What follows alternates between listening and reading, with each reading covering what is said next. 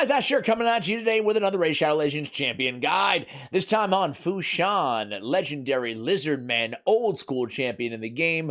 But first, a few shout outs to you guys. We have I'm Too Faded looking for 2 years old, the newest guide out there. Man, that's why we're doing this channel, right? We have Digital Fungus. Great to see another OG Every Squad hero. Another shout out to my girl, Little Miss Annie, dude in the Rurik, or even the lad, Fu-Shan. Okay. LMA we should do soon. Digital Fungus coming back for some more. We have Ashton Sykes looking for some Fu-Shan. We got Omega 3. We got Digital Fungus again. Digital Fungus, man. Congratulations. Happy birthday. Today you're getting your Fu-Shan. We got Gambit Gaming as well, looking for a Versolf or Krilla the Watcher as well. Only pulled a couple legendary champs, Fu-Shan. Okay, well, guys, let's go ahead and jump into it. Who is this Fu-Shan guy?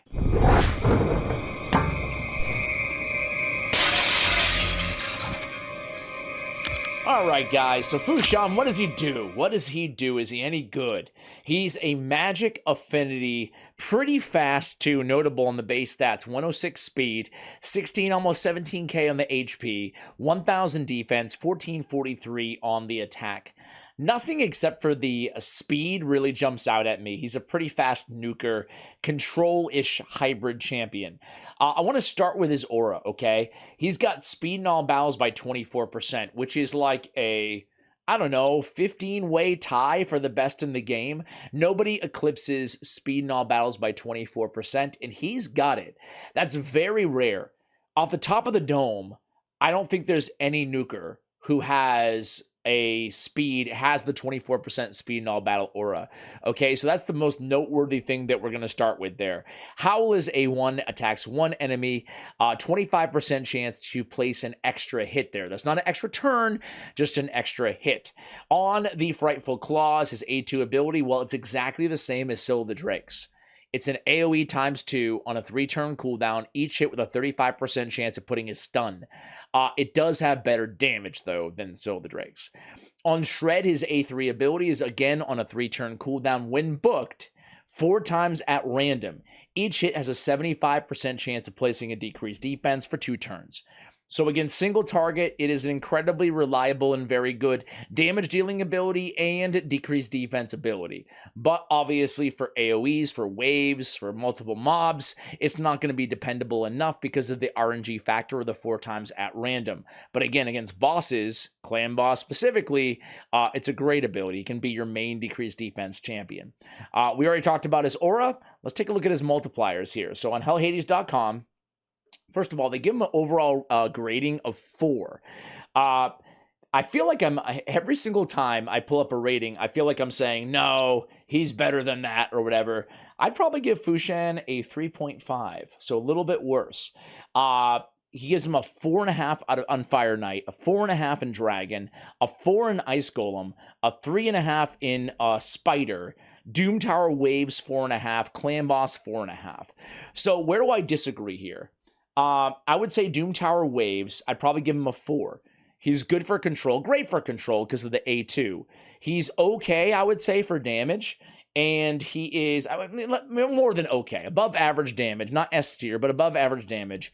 But the thing is he's squishy as to where he falls off on the high, even with his stun on the higher level Doom Tower hard floors. Clan Boss, I'd actually give him a 5. He's one of my favorite DPS in all of Clan Boss.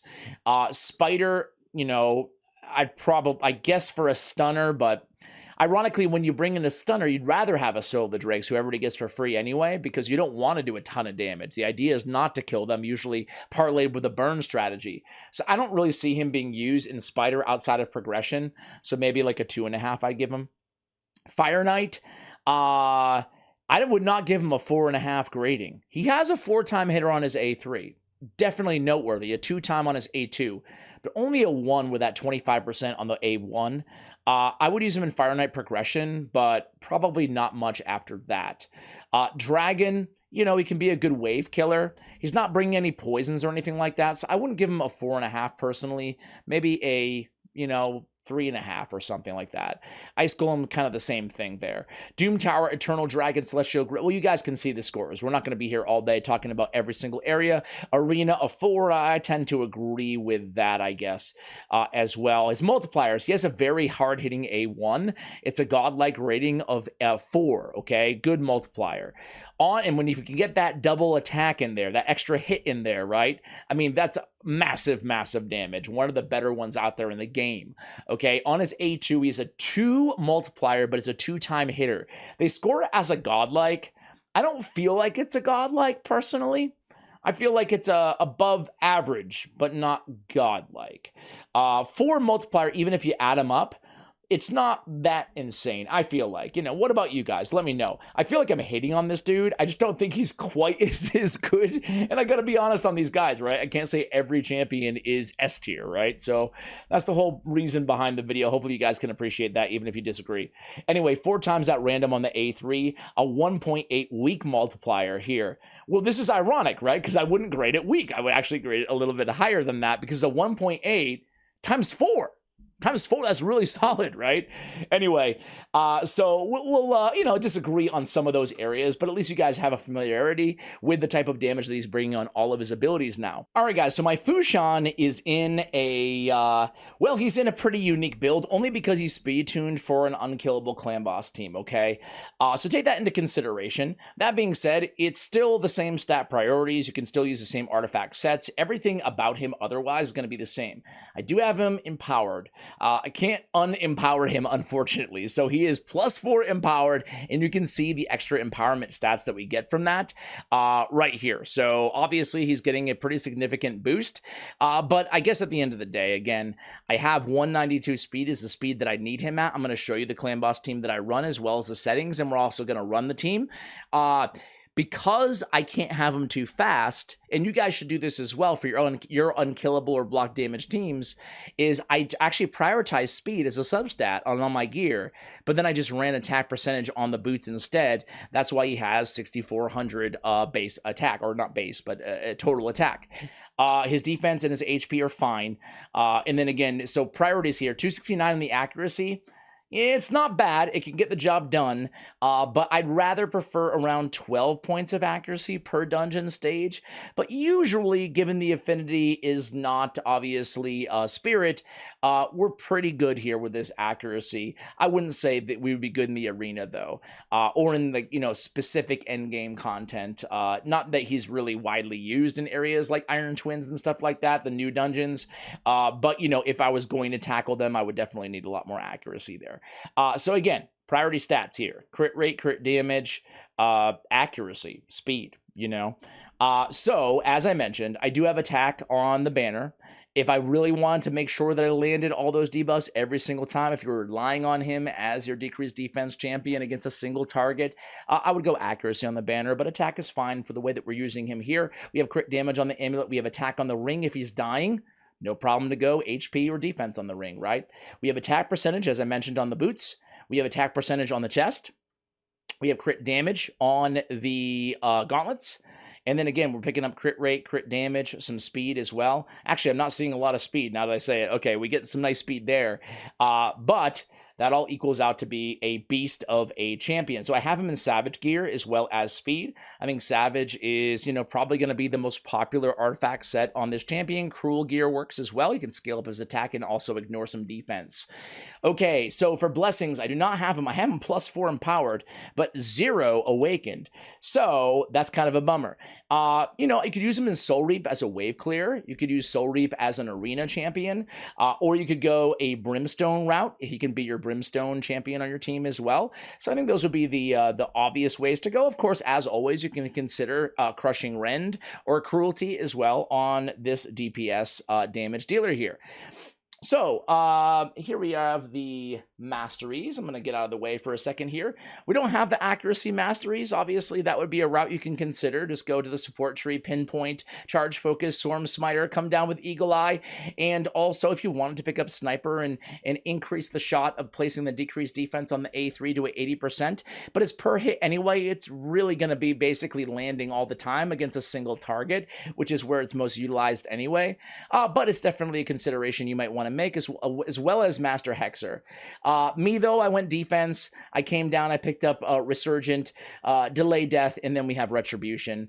On the offensive side of things, I hugged the left-hand side. I did go with War Master. It's kind of a, I don't even know if I want to call it a hybrid build. It's an interesting build. I did go with Cycle of Violence here as well. So I guess this sort of mastery kind of configuration here would be a nice kind of blend for players out there who are looking for a PvE as well as like maybe a clan boss use case.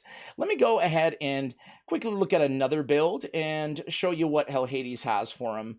This would be the support and offense build if you wanted to go that route instead.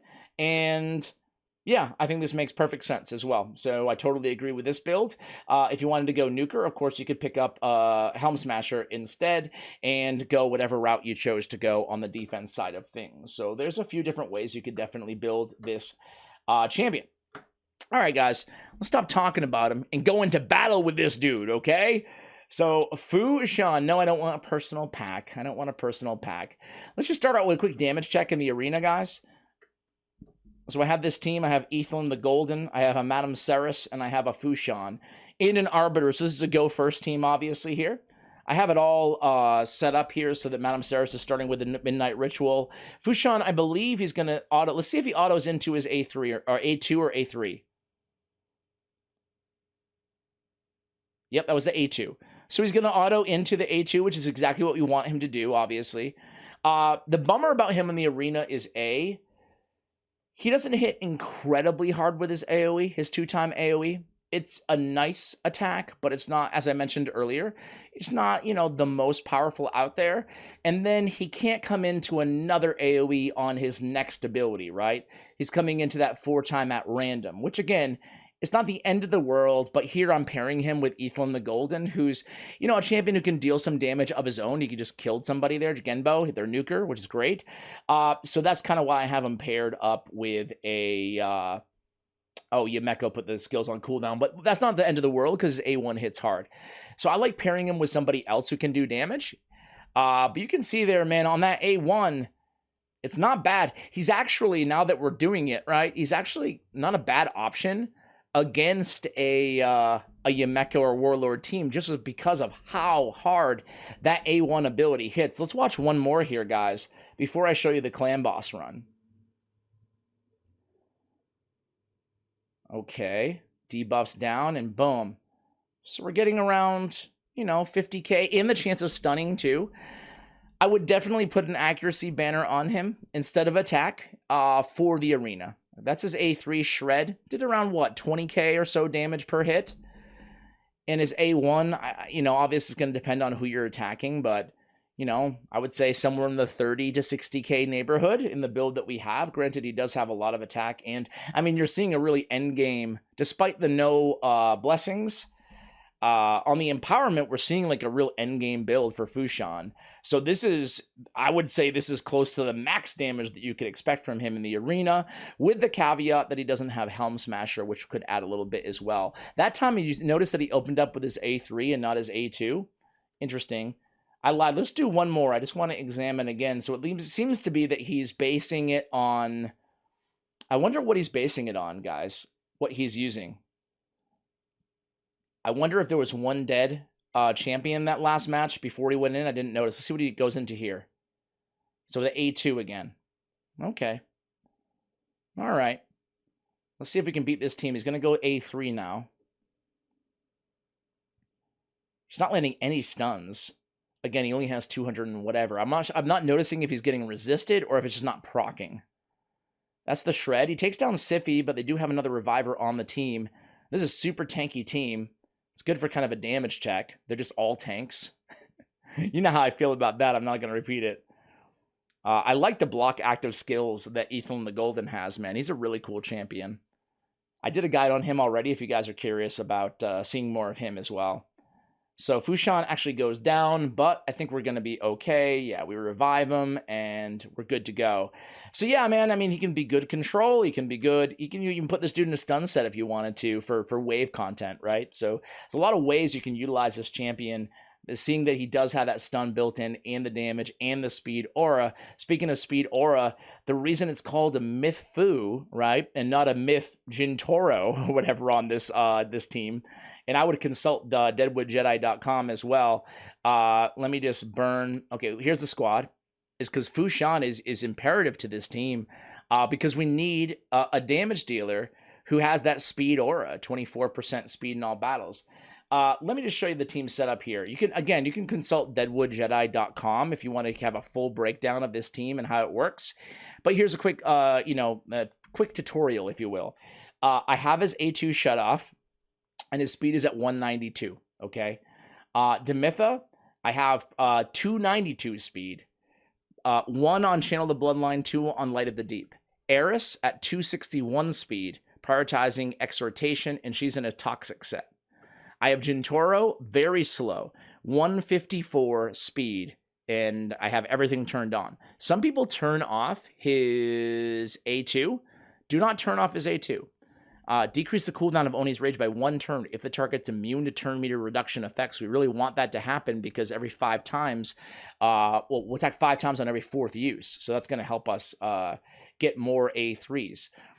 Seeker, we have opening with his A1, and he's at 179 speed. So a fairly easy, dare I say, an easy team to build, you know? There's no setup other than the team setup that I just saw, and it works against every affinity. It's full auto, obviously. Nice and easy. I love it. 100 million damage. Fu-Shan put out 23 million. 23 million, and Jintoro almost 40 million. So you can see that, you know, definitely a competent damage dealer here. Jintoro certainly outdamages him, but Jintoro is also a beast. He's also +4 as well. So anyway, that is the Clan Boss team, guys. So Fu-Shan overall, do I recommend you guys build him and book him? It's hard to say. If you want to make the Myth Fu Clan Boss team like I have, and the reason I'm using this Clan Boss team, by the way, I should note, is I specifically chose, I could have chosen any team in the entire game to build. I have almost all the champions except for Emic Trunkheart. But I built this team because I don't use any of these champions anywhere else. And that's what I would advise you guys to eventually get to as well. It depends on where you are in the game, right? If you're mid-game, you're going to have to, make do with what you can. Early game is certainly the same thing. But for me, I used to run a Helicath team. I actually ran the Infinity Shield team and the Helicath team. And then I was like, nah, I want to build some of these champions for the arena, and I don't want to have them speed tuned or other areas of the game. So then I'm like, what team can I build with champions that I don't use? Now, Demitha is a great champion. You could certainly make the case that you could use her in other areas, but I'm using other champions in other areas that I don't need her, So Fu-Shan I wasn't using, other than Faction Wars, and of course I can use him in Faction Wars here as well, right? With this build, I should say. But I wasn't using Jintoro. I wasn't using Seeker anymore, and I wasn't using Eris. So I'm like, okay, these are going to be my Clan Boss only champions outside of Faction Wars, or a Secret Room in Doom Tower or something, whatever, But basically no pivotal team that's going to mess up that they're speed tuned and built like this. I don't use them in the arena or anything like that, right? And if I did, I already mentioned there'd be a lot of changes to the build that I would make. So I would encourage you guys to try to do that as well, right? That you can free up, some of your other, champions to be arena champions or whatever. All right, guys, so I think I made my point. Thank you for watching. Hopefully you've enjoyed this guide. Overall, I would say, yeah, great for Myth Fu, good for progression. Endgame, definitely, I would say it drops off. I would not recommend booking Fu-Shan unless you specifically really need this sort of a kit. If you need a Doom Tower control champion, if you need a Myth Fu, or you're just like progressing in the game, right? You're not already at the end game where you've cleared all the dungeons. Those are the people that should consider maxing this champion. Otherwise, if I was already endgame, if you already beat all the dungeons, I would probably pass on booking this champion, especially if you're low on legendary skill tomes. Thank you for watching, guys, and as always, take care.